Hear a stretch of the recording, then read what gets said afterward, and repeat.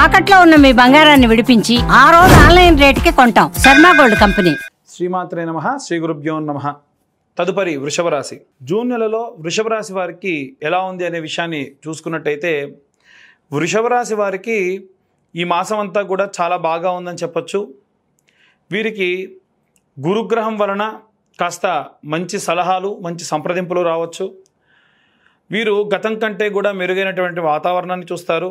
ముఖ్యంగా విద్యార్థి దశలో ఉన్నటువంటి వారి విషయానికి వస్తే కనుక, వీరు ఎక్స్పెక్ట్ చేసిన రిజల్ట్ రాకపోవచ్చు.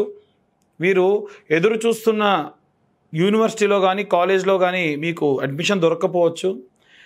మనకు ఏదైనా సరే, మనకి ఏది కావాలి అని అంటే అది భగవంతుడు ఇవ్వడు, మనకి ఏది కరెక్టో అదే ఇస్తాడు అనేటువంటి భావనని మనం బాగా అలవర్చుకోవాలి.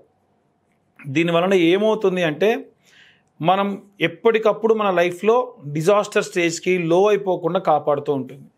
కాబట్టి ఆర్థిక పరంగా కాస్త ఇబ్బందులు ఉంటాయి. కాబట్టి గృహిణులు కానీ, విద్యార్థులు కానీ, అలాగే ఈ యొక్క ఉద్యోగస్తుల విషయంలో కూడా వస్తే, వీరు కొనాలనుకున్న వస్తువులు కొనలేకపోవడం కానీ, ఏదైనా సరే ఒక అచీవ్మెంట్ కోసం ఎదురు చూస్తూ ఆ అచీవ్మెంట్ రీచ్ అవ్వలేకపోవడం కానీ, ఏదైనా తరచూ వీళ్ళతో డిస్కషన్స్ జరిగినప్పుడు కొన్ని నోట్ చేసుకుంటారు అనమాట. నేను పలానా టైంలో ఇది చేయాలి, పలానా టైంలో ఇది కొనాలి అని కొంతమంది నోట్ చేసుకుంటూ ఉంటారు, లేదా గుర్తుపెట్టుకుంటూ ఉంటారు. అవన్నీ కూడా అనుకున్న సమయానికి కాకపోవడం లాంటివి ఉంటాయి. మనకి టైం బాగుంది అని అంటే మనకు అన్నీ అద్భుతంగా జరుగుతాయని కాదు, కాకపోతే మనకు అనవసరమైనవి కూడా మన దగ్గరికి రావు అని అర్థం. ప్రయాణాలలో బడలిక ఉంటుంది, జాగ్రత్తగా ఉండండి. ముఖ్యంగా వ్యాపారస్తుల విషయానికి వస్తే, వ్యాపార నిమిత్తం అని చెప్పి మీరు ప్రయాణానికి వెళ్తారు. ప్రయాణంలో ఏవైనా ఆరోగ్య సమస్యలు రావచ్చు, చాలా జాగ్రత్తగా ఉండాలి. తరచూ మీరు చూస్తున్నటువంటి మీ యొక్క వ్యాపారానికి సంబంధించినటువంటి ఎదుగుదల మీద చాలామందికి కనుదృష్టి విపరీతంగా ఉంటుంది. ఈ నరఘోష, నరదిష్టి లాంటివి పోగొట్టుకోవడం మంచిది. వీలైతే కరుంగలి మాల లాంటివి ఉంటే ఆ కరుంగలి మాలలు కూడా ధరించడం మంచిది. మేమే స్వయంగా అయితే కరుంగలి మాలలు ప్రతి సోమవారం నాడు కూడా అభిషేకంలో పెట్టి, ఎవరైనా సరే కావాల్సి ఉంటే వారికి అందజేయడం జరుగుతుంది. కొరియర్ ఛార్జెస్ 100 రూపీస్ ఉంటాయి. కరుంగలి మాలకు 1016 మాత్రం ఛార్జ్ చేస్తాము. ఇదేం ప్రమోషన్ కాదండి, మీకు తెలిసిన వారి దగ్గరైనా తీసుకోండి, నా దగ్గర తీసుకోమని నేనేం చెప్పను. జనరల్గా మీకు ఇన్ఫర్మేషన్ చెప్తున్నాను అంతే. ఎందుకంటే నరఘోష, నరదిష్టి అనేటువంటిది మనిషిని బాగా కుంగదీస్తుంది. ఏదైనా పనికి వెళ్తుంటే ఆ పని ఫ్లాప్ అవ్వడం కానీ, ఎక్కడికన్నా వెహికల్ తీసుకొని వెళ్తే ఆ వెహికల్కి ఏదైనా తగలడం కానీ, ఏదైనా సరే మనం పొరపాటున జారి కింద పడి కాలు బెనకడం లాంటివి జరగడం కానీ, ఇవన్నీ జరుగుతూ ఉంటే తరచు మనకి ఏమనిపిస్తుంది అంటే, ఏమవుతుంది నాకు అంతా బాగా ఉందనుకుంటే ఏంటి పరిస్థితి అనే ఆలోచన వస్తుంది. ఇవన్నిటికీ కూడా కారణం ఏంటంటే నరదిష్టి, నరఘోష. కాబట్టి నిత్యం మనం కూడా మన ఇంట్లో ఉప్పుతో ఫ్లోర్ అంతా క్లీన్ చేసుకోవడం, నీళ్ళలో ఉప్పు వేసుకొని స్నానం చేయడం, అలాంటివి ఆచరించడం మంచిది. ముఖ్యంగా సినీ రాజకీయ రంగాల వారిలో ఎవరన్నా ఉంటే కనుక చండీ హోమం లాంటివి ఆచరించండి. రైతులు, కుల వృత్తులు, చేతి వృత్తులు చేసుకునే వాళ్ళు మీ ఊరి గ్రామ దేవతను కొలవండి. వాటికి సంబంధించి భోగం లాంటివి ఇవ్వండి, చాలా అద్భుతంగా ఉంటారు. అలాగే ఎవరైతే వృద్ధాప్యంలో ఉండి పిల్లలు దగ్గర లేకుండా ఉంటారో వారికి మోకాళ్ళు, కాళ్ళు, కీళ్ళ సమస్యలు వచ్చేటువంటి అవకాశం ఉంటుంది, చాలా జాగ్రత్త వహించండి. అలాగే ఎవరైతే వివాహం కోసం ఎదురు చూస్తున్నారో, కాస్త ఆలస్యమైనప్పటికీ మీకు ఎలా ఉంటుందనంటే, అన్సీజన్లో వీళ్ళకు మ్యారేజ్ సెట్ అయింది అనేటువంటి వార్త వస్తుంది. కాబట్టి కొంచెం జాప్యం అనేది ఏర్పడే అవకాశం ఉంది. అలాగే అన్ని వర్గాల వారు చదవవలసినటువంటి మంత్రం ఏంటంటే, మహాదేవ్యే చ విద్మహే విష్ణుపత్ని చ ధీమహి తన్నో లక్ష్మీ ప్రచోదయాత్ అనేటువంటి లక్ష్మీ గాయత్రి చదువుకోవడం మంచిది. వీరికి చాలా శుభంకరమైనటువంటి కాలం అని చెప్పొచ్చు. గృహిణులకి, విద్యార్థులకి, ఉద్యోగస్తులకి, వ్యాపారస్తులకి, అలాగే సినీ రాజకీయ రంగాల వారికి, వివాహం కోసం ఎదురు చూస్తున్న వారికి, కోర్టు గొడవల్లో, చికాకుల్లో బాగా ఇబ్బందులతో ఉన్నటువంటి వారికి అందరికీ కూడా ఎలాంటి రెమెడీస్ తీసుకోవాలి, ఎలాంటి మంత్రపఠనం చేయాలనే విషయాన్ని ఇప్పుడు మనం తెలుసుకుందాం. వాస్తవంగా అందరికీ కలిపి ఒకే ఒక రెమెడీస్ బాగా వర్తిస్తుంది. ఈ జూన్ మాసం అంతా కూడా మనకు ఆదివారం నుండి ప్రారంభించి శనివారం వరకు కూడా నిత్యము కూడా నేను ఇప్పుడు చెప్పేటువంటి విధానాన్ని ఫాలో కావండి. చాలా చాలా మంచి రిజల్ట్ ఇస్తుంది. ప్రప్రథమంగా ఆదివారం నాడు చాలా లిమిటెడ్గా మీకు ఈ యొక్క ఖర్చు అనేటువంటిది ఉంటుంది. ఏంటిది ఇంతకీ అదంటే, ఆదివారం నాడు నవగ్రహాల దేవాలయంలో, నవగ్రహాల గుళ్ళో సూర్యుడి ముందు, మధ్యలో సూర్యుడు ఉంటాడు, ఆయన ముందు ఒక ఆకు డొప్ప పెట్టేసి దాంట్లో ఒక పిరికెడు గోధుమలు వేయండి, దాంట్లో ₹1 బిళ్ళ పెట్టండి. అలాగే కొత్త మట్టి ప్రమిదలో దీపం వెలిగించండి. వీలైతే దీపంకి వేసేటువంటి ఒత్తి ఎరుపు రంగులో ఉండాలి, లేదా ఆవు నెయ్యి కుంకుమ కాస్త కలిపి గనక మీరు దీపం వెలిగిస్తే ఆ జ్యోతి కొంచెం ఎరుపుగా వెలుగుతుంది. ఇలా చేసి ప్రదక్షిణలు 21 ప్రదక్షిణాలు చేయాలి. అయితే 21 ప్రదక్షిణాలు మీరు సవ్యంగా చేయండి. తర్వాతకి 6 ప్రదక్షిణాలు అపసవ్యంగా చేయండి. మనకు ఉన్నటువంటి నవగ్రహాలకి ఒక్కొక్క గ్రహానికి 3 ప్రదక్షిణాలు చేయాలి. అయితే సూర్యుడి నుండి మనకి శని వరకు సవ్యంగా అంటే క్లాక్ వైజ్ డైరెక్షన్లో ప్రదక్షిణాలు చేయాలి. మిగిలినటువంటి రాహువుకు కేతువుకు 6 ప్రదక్షిణాలు యాంటీ క్లాక్ వైజ్ చేయాలి. మొత్తం 27 ప్రదక్షిణాలు చేయాలి. 21 ప్రదక్షిణాలు సవ్యంగా చేయండి, 6 ప్రదక్షిణాలు అపసవ్యంగా చేయండి. ఇలా ఆదివారం నాడు నుంచి స్టార్ట్ చేయండి. సోమవారం నాడు ఒక పిరికెడు బియ్యం ఆకుడొప్పలో వేసి ₹1 బిళ్ళ పెట్టేసి సేమ్ మళ్ళీ ఒక కొత్త మట్టి ప్రమిద అంటే ఇంత చిన్నదేం సరిపోతుందండి. ఆ మట్టి ప్రమిదలో ఆవు నెయ్యి లేదా నువ్వుల నూనెతోని దీపారాధన చేయండి.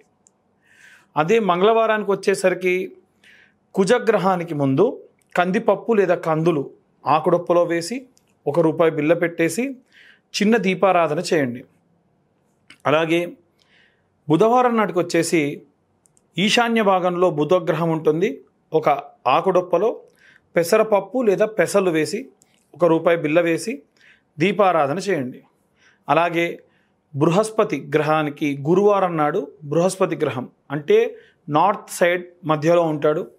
ఆయన దగ్గర ఆకుడొప్పలో శనగలు వేసి దాంట్లో ₹1 కాయిన్ పెట్టేసి దీపారాధనకు చిన్న మట్టి ప్రమిద దాంట్లో ఒత్తి వేసి వెలిగించండి. మీరు ఎప్పుడు దీపారాధన చేసినా తూర్పు లేదా పడమర చూడాలి తప్ప ఉత్తర దక్షిణాలు చూడకుండా ఉండే ప్రయత్నం చేయండి. అలాగే శుక్రవారం నాటికి వచ్చేసి బొబ్బెర్లు తీసుకొని ఒక ఆకుడొప్పలో పిరికెడు బొబ్బెర్లు మాత్రమే వేసి ప్రాచ్య దిగ్భాగము అంటారు, అంటే తూర్పు భాగంలో శుక్రగ్రహం ఉంటాడు, 3 గ్రహాలు ఉంటాయి మధ్యలో. ఆ గ్రహం దగ్గర ఈ ఆకుడొప్పలో ఈ ₹1 బిళ్ళ పెట్టేసి శుక్రవారం నాడు దీపం వెలిగించండి. శనివారం నాడు నువ్వుల నూనె పడమర దిక్కున మనకి 3 గ్రహాలు ఉంటాయి, అందులో మధ్యలో ఉండేటువంటి గ్రహమే శనేశ్వరుడు. కాబట్టి మట్టి ప్రమిదలో దీపం నువ్వుల నూనెతో వెలిగించాలి. ఆకుడొప్పలో నువ్వులు పోసుకొని ఒక చిన్న గ్లాసుడు నువ్వుల నూనె స్వామివారి పైన వేసి కాసిన్ని నువ్వులు కూడా వేయాలి. ఎట్టి పరిస్థితుల్లో ఎవరు కూడా విగ్రహాన్ని తాకరాదు. ఏ నవగ్రహాల్లో ఏ విగ్రహానికి తాకొద్దు. చాలామంది బెల్లం పెట్టాలి లేకుంటే బొట్టు పెట్టాలని చెప్పేసి విగ్రహాన్ని తాకుతూ ఉంటారు. అలా తాకాల్సిన పని లేదు. కావాలంటే ప్రతిరోజు కూడా ఇంత చిన్న బెల్లం ముక్క నైవేద్యంగా కూడా పెట్టచ్చు. అలాగే మనకి రాహుకేతువులు ఉంటారు కదండి మరి అని చాలామందికి డౌట్ వస్తుంది.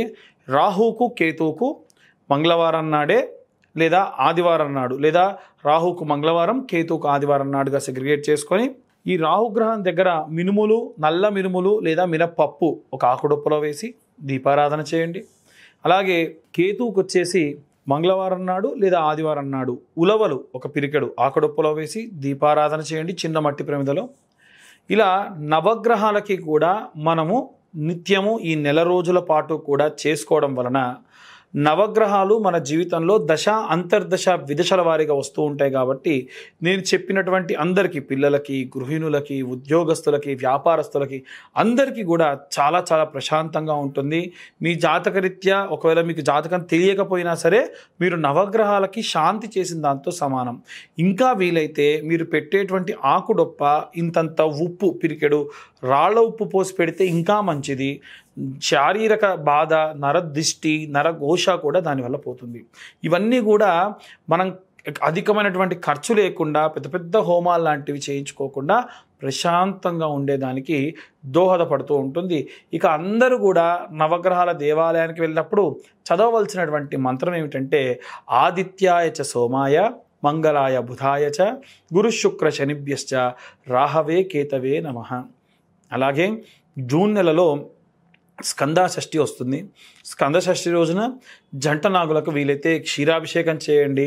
స్కందగిరి లాంటి టెంపుల్స్ కానీ లేదా మోపిదేవి లాంటి దేవాలయానికి కానీ, పళని, కుక్కి లాంటి దేవాలయానికి వెళ్తే కనుక అక్కడ స్వామివారికి ప్రత్యేక పూజాదులు నిర్వహించుకోవడం వల్ల కుజగ్రహ వల్ల వచ్చేటువంటి కుజదోషం వల్ల కానీ సర్పదోషాలు కూడా తొలగిపోతాయి. ఇవన్నీ కూడా మనం గోచార రీత్యా చెప్పేటువంటి విషయంలో మాత్రమే. పూర్తిగా మీ జాతకం కావాలి అనుకుంటే మీ పేరు, మీ date of birth, time, place ఇవన్నీ ఉంటే మనం ఇన్ డీటెయిల్డ్గా డెప్త్గా జాతకం 60 నుండి 70 పేజీల్లో మీకు అందించి ఈ 2025 సంవత్సరంలో కేవలం 2025 రూపాయలు మాత్రమే ఛార్జ్ చేయడం జరుగుతుంది. మీతో హాఫ్ అన్ అవర్ నుంచి 1 అవర్ వరకు డీటెయిల్గా మీ జాతకం గురించి మాట్లాడి విశ్లేషణతో మీకు ఆ PDF కూడా ఇవ్వడం జరుగుతుంది. సర్వే జన సుఖినో భవంతు. స్వస్తి.